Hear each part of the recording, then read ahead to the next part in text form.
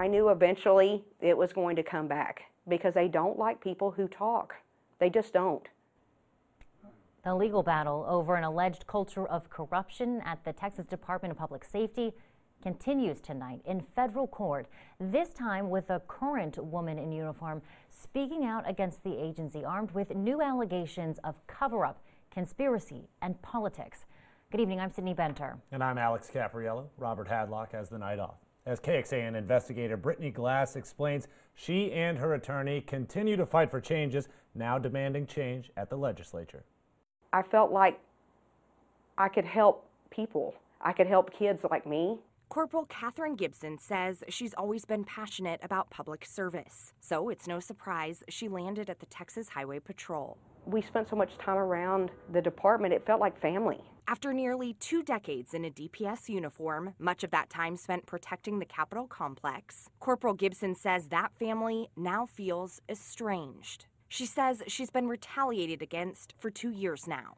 You will come in and everyone is backed into the corner because they really don't know who is for you or who is against you, especially as a female. It's tough, but we work really hard to stand side by side with our brothers in uniform. Gibson says it started in the spring of 2016 when she filed a complaint about what she saw as an inappropriate relationship between a male captain and a female trooper, his subordinate.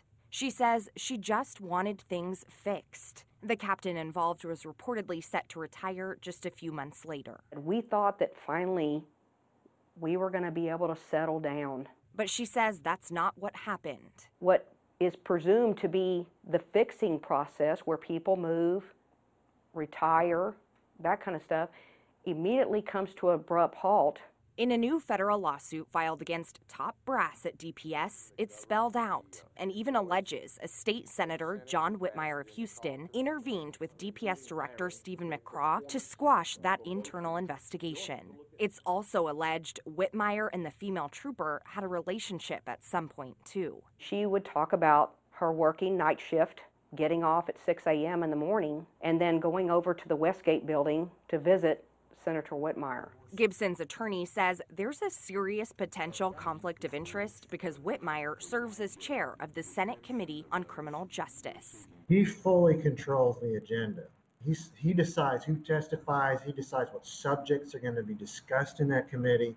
And until there is a little more clarity about what his connection is, I don't believe he needs to be hearing anything about DPS. Where is the true justice for those of us who really want to stand up for what is right? I want to be known as the person that stood up for what's right. Gibson's attorney is asking Lieutenant Governor Dan Patrick's office to investigate the Houston lawmaker. Senator Whitmire responded to our requests with this statement, quote, "I won't dignify it with a response, except that the accusations against me are entirely false."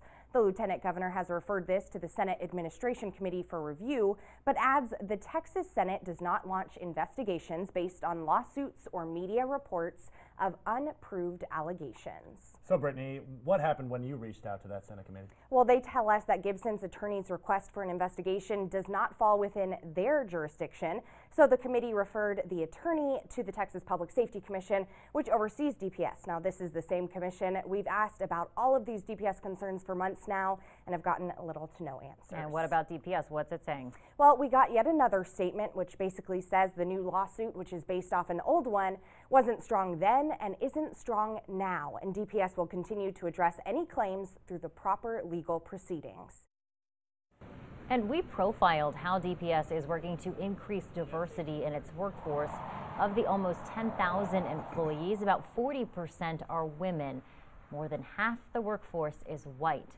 To see the full breakdown, as well as the number of allegations our original story uncovered, search for To Protect and Serve under the Investigations tab on KXAN.com.